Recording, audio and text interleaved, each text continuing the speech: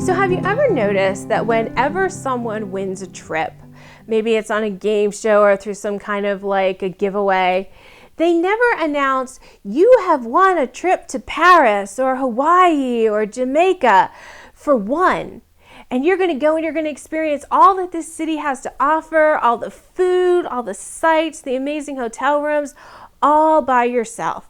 They never do this. Instead, it's always a trip for two or a trip for four. Or I saw one where they actually gave away a trip for 12 of the person's closest family and friends. And why do they do this? Because who wants to go on a trip all by themselves? It is so much more fun when you can take all the people that you love with you. You know, if I'm going to go on a trip, for sure I'm taking Jamie because it's just more fun if he comes. I just enjoy it more. But you know what's really awesome?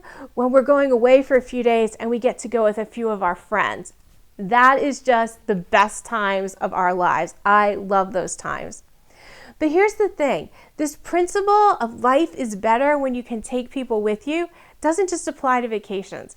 It also applies to our spiritual lives and finding our God-given passion, place, and purpose. Because the truth is that you were not just saved so that you could experience salvation and go to heaven alone. Instead, it is God's purpose for you to take as many people as you can with you.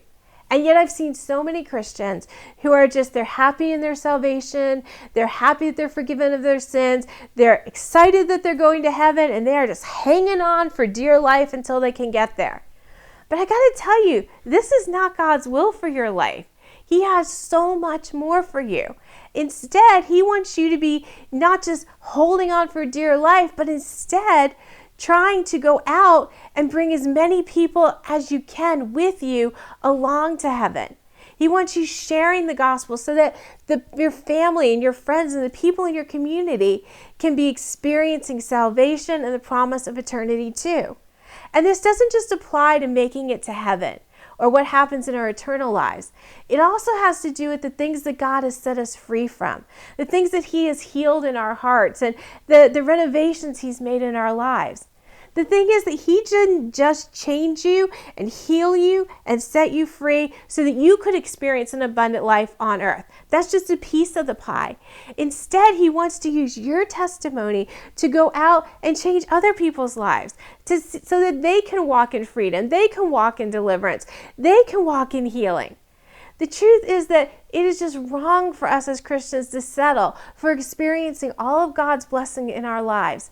Instead, our true passion, place, and purpose is to take as many people with us as we can to heaven and to experiencing the change that God can make in your life here on earth.